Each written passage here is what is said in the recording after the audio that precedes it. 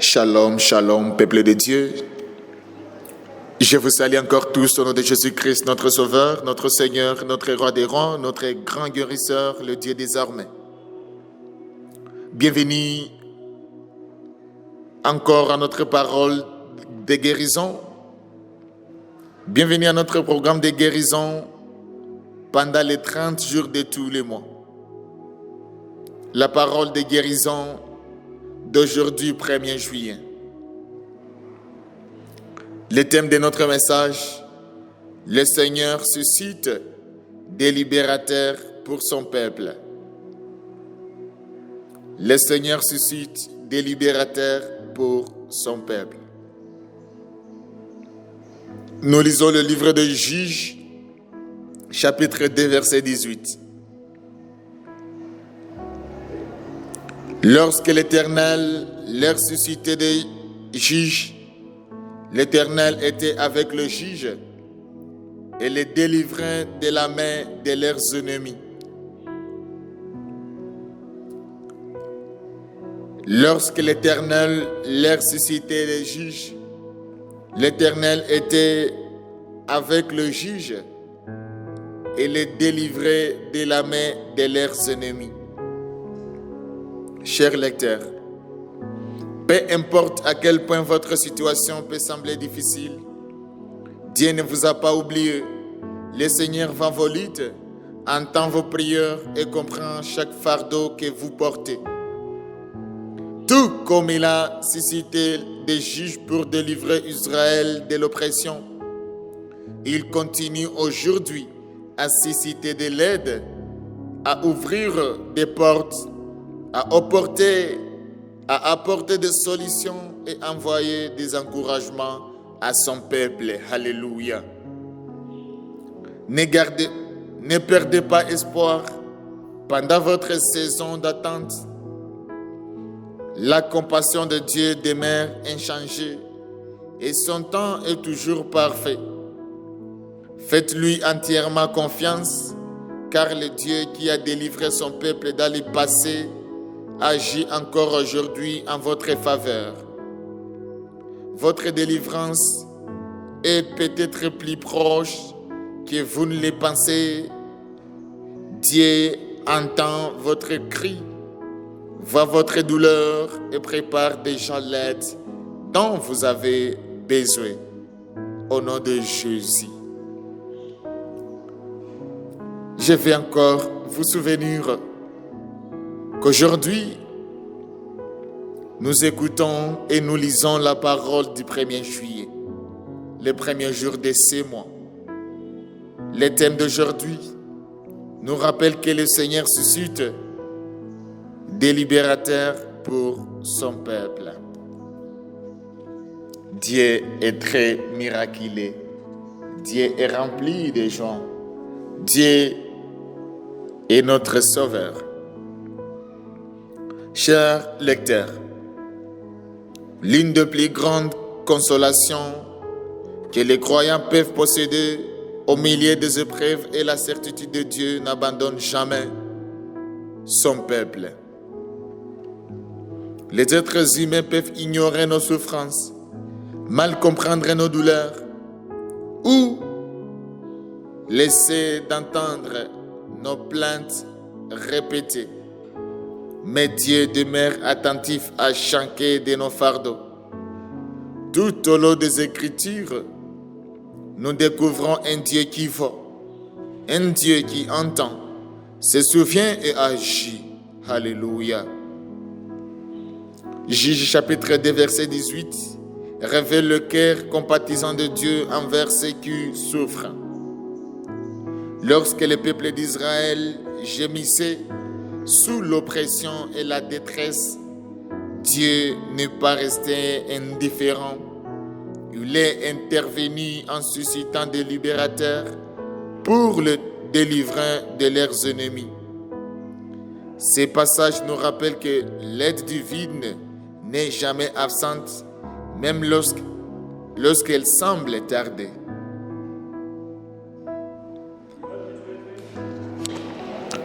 Le même Dieu qui a délivré Israël continue d'agir en faveur de ses enfants. Il suscite des personnes, ouvre des portes, crée des opportunités et prépare des solutions selon sa volonté parfaite. Quelle que soit la gravité de votre situation actuelle, Dieu la connaît et travaille déjà à votre délivrance. Amen. Le livre de Juges raconte l'une des périodes les plus sombres de l'histoire d'Israël. Après la mort de Josué, le peuple entra dans une époque marquée par le déclin spirituel, la confusion morale et le rébellion répétée contre Dieu. Le chapitre 2 de Juges sert d'introduction à cette période et explique pourquoi Israël a connu tant de souffrances. Une nouvelle génération s'est élevée sans connaître personnellement l'Éternel, ni les œuvres merveilleuses qu'il avait accomplies pour leurs ancêtres. Peu à peu, le peuple abandonna le vrai Dieu pour adorer les divinités païennes des nations voisines. Cette infidélité entraînant des conséquences douloureuses, Dieu permit que des nations étrangères oppriment Israël afin de les corriger et de les ramener en lui. Dans leur détresse, les Israélites crièrent vers l'Éternel. Malgré leurs fautes répétées, Dieu manifesta sa miséricorde en suscitant des juges tels qu'Othniel, Déborah, Gédéon, Jephthé et Samson pour les délivrer de leurs ennemis. Le verset 18 révèle la motivation profonde de Dieu, sa compassion. Il voyait leur souffrance,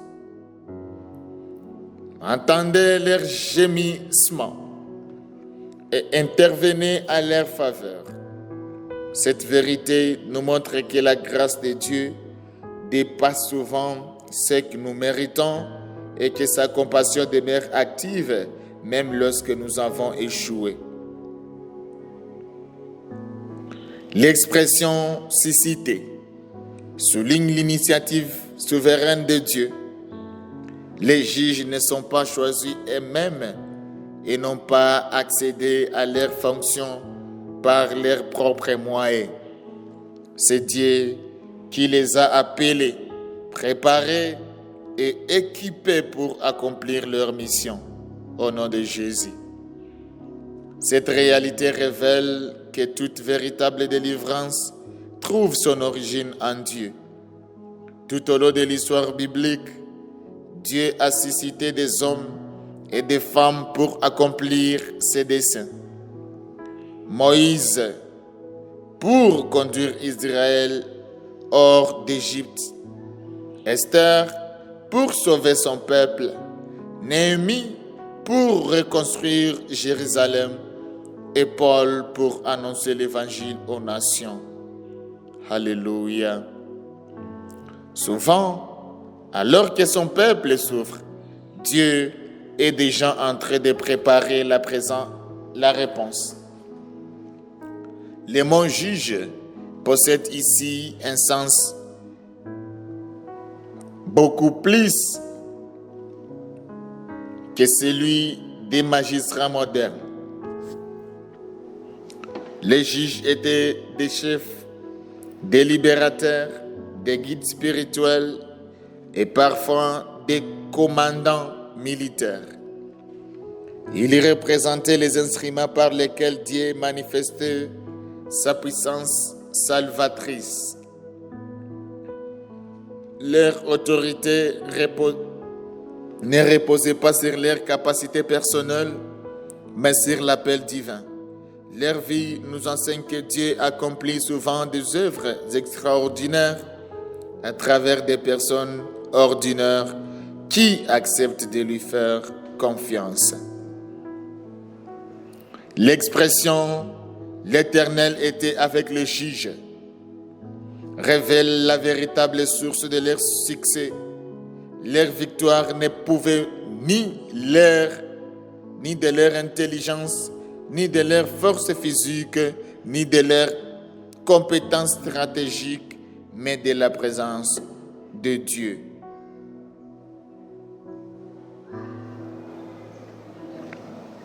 Lorsque Dieu appela Moïse, il lui dit, « Je serai avec toi ». Le déclare Exode chapitre 3, verset 12. Plus tard, il promit à Josué, « Je serai avec toi, comme j'ai été avec Moïse ». Josué chapitre 1, verset 5. Aujourd'hui encore, la présence de Dieu demeure la plus grande source de force et de victoire pour les croyants. Oui. Le verbe délivrer signifie sauver, secourir, protéger et restaurer. Dieu ne s'est pas contenté d'éprouver de la compassion pour Israël. Il est intervenu concrètement pour transformer sa situation. Cette vérité nous rappelle que Dieu s'intéresse non seulement à notre vie spirituelle, mais aussi à nos besoins quotidiens, à nos défis, à nos peurs et à nos souffrances. En fait, les mots gémissement expriment une profonde détresse. Il décrit les cris d'un peuple accablé par la souffrance, même lorsque les prières d'Israël étaient imparfaites. Dieu entendait les rappels. Cela nous encourage à croire que Dieu entend non seulement les prières bien formulées, mais aussi les larmes. Alléluia. Mais aussi les larmes silencieuses, les soupirs du cœur et les douleurs que les mots ne peuvent exprimer. Au nom de Jésus. Chers frères, chères sœurs, chers lecteurs, le message de Juges, chapitre 2, verset 18, demeure extrêmement pertinent aujourd'hui. De nombreuses personnes vivent sous diverses formes d'oppression. Certaines sont écrasées par les difficultés financières, d'autres par la maladie, ces conflits familiaux, le chômage, la solitude ou l'incertitude concernant l'avenir. Dans de telles circonstances, il est facile de penser que Dieu est silencieux ou absent. Pourtant, ce message nous assure que Dieu demeure attentif à chacune de nos souffrances. Alléluia. L'histoire du Rwanda offre de nombreux exemples de la manière dont Dieu suscite des libérateurs dans les moments difficiles. Après les génocides contre les Tutsis de 1994, des hommes et des femmes, des églises, des organisations et des responsables engagés ont contribué à la guérison, à la réconciliation et à la reconstruction du pays. Beaucoup de familles qui avaient perdu tout espoir ont retrouvé un avenir grâce à des personnes que Dieu a utilisées comme instruments de restauration. Ce qui semblait impossible est devenu possible. Alléluia. Parce que Dieu a suscité des hommes et des femmes pour porter secours à ceux qui souffraient. Au nom de Jésus. Partout en Afrique, nous voyons également Dieu agir. Des étudiants sans moyens obtiennent des bourses d'études. Des veuves trouvent des soutiens. Des communautés reçoivent de l'eau potable et des familles sortent de la pauvreté grâce à des opportunités inattendues. Derrière ces témoignages se trouve, alléluia, se trouve souvent la main invisible de Dieu qui suscite les bonnes personnes au bon moment. Que Dieu soit avec nous. Ces passages nous enseignent aussi que Dieu utilise des personnes imparfaites. Gédéon était craintif. Jephthé portait les blessures du rejet et Samson luttait contre ses propres faiblesses. Pourtant, Dieu les a utilisés pour accomplir ses desseins. Leur histoire nous rappelle que notre faiblesse n'est jamais un obstacle à l'œuvre de Dieu lorsque nous nous abandonnons à lui. Alléluia.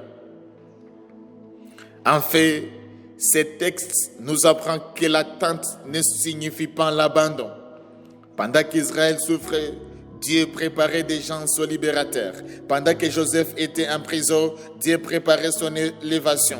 Pendant que David fuyait Saoul, Dieu le préparait à devenir roi. Pendant que Anne pleurait son infertilité, Dieu préparait la naissance de Samuel. De la même manière, alors que vous attendez votre miracle, Dieu prépare déjà la réponse. Son calendrier est toujours parfait. Son calendrier est toujours parfait. Que Dieu nous bénisse. Tous les juges de l'Ancien Testament annonçaient finalement Jésus-Christ, le plus grand libérateur. Les juges apportaient une délivrance temporaire, mais Josué offre un salut éternel. Il sauvait Israël des ennemis terrestres, tandis que Jésus nous délivre du péché, de la mort et de la puissance des ténèbres. En lui, nous trouvons non seulement l'aide pour aujourd'hui, mais aussi l'espérance éternelle. Chers lecteurs, merci d'avoir suivi aujourd'hui la première parole de guérison du mois de juillet. Au travers de cette parole, ici nous avons quelques questions de réflexion qui sont venues au travers de notre très chère parole d'aujourd'hui. La première question te demande: dans quel domaine de votre vie avez-vous le plus besoin de la délivrance de Dieu aujourd'hui? Dans quel domaine de votre vie avez-vous le plus besoin de la délivrance de Dieu aujourd'hui? Deuxième question: pouvez-vous identifier des moments où Dieu a suscité des personnes ou des circonstances pour vous secourir? La troisième question: comment la compassion de Dieu vous encourage-t-elle dans votre saison d'attente? Quatrième question: Dieu vous appelle-t-il à devenir un instrument de délivrance ou d'encouragement pour quelqu'un d'autre? La cinquième question: que pouvez-vous faire pour concrètement faire davantage confiance au calendrier parfait de Dieu? Alléluia. Que Dieu nous aide, que Dieu vous fortifie. Prions ensemble pour la parole d'aujourd'hui. Père céleste, nous te remercions parce que tu es le Dieu qui entend les cris de son peuple et qui répond avec compassion. Merci pour ta fidélité qui traverse les générations et pour ton amour qui ne change jamais. Aujourd'hui, nous te présentons tous ceux qui lisent ces messages. Regardez ceux qui sont accablés par les difficultés financières et ouvrent des portes de provision. Regarde ceux qui souffrent dans leur corps et accorde-leur ta guérison. Console ceux qui pleurent, fortifie ceux qui sont découragés et redonne l'esprit à ceux qui sont fatigués d'attendre. Nous te prions pour les familles qui traversent des conflits, pour les couples qui ont besoin de restauration, pour les enfants qui cherchent une direction et pour les jeunes qui construisent leur avenir. Bénis les étudiants dans leurs études, soutiens les travailleurs dans leurs responsabilités, guide des responsables dans leurs décisions et encourage les serviteurs de Dieu dans leur ministère. Suscite des aides, des conseils et des amis fidèles à des opportunités nouvelles pour ceux qui se sentent enfermés dans des situations difficiles. Oh Seigneur Jésus, merci d'être notre libérateur parfait. Apprends-nous à te faire confiance lorsque nous ne comprenons pas ce que tu fais. Donne-nous la foi de persévérer, la patience d'attendre et le courage d'obéir. Que ta présence nous fortifie Que tes promesses nous soutiennent et que ta paix garde nos cœurs. Nous déclarons aujourd'hui que notre secours vient de toi seul et que notre délivrance est entre tes mains. Au nom puissant de Jésus, nous prions ainsi. Amen. Chers lecteurs, merci d'avoir encore suivi la parole d'aujourd'hui. Merci de choisir encore la parole de guérison comme ton bouclier. Merci de les avoir choisis. À toi qui as déjà passé les commandes, à toi qui as déjà acheté les livres du mois de janvier, février, mars, avril, mai et juillet. Je vais encore te rappeler que le livre du mois de juillet est déjà disponible avec un grand thème qui nous rappelle de demeurer ferme dans la foi, l'espérance et les promesses de Dieu. Que Dieu vous bénisse abondamment. Amen.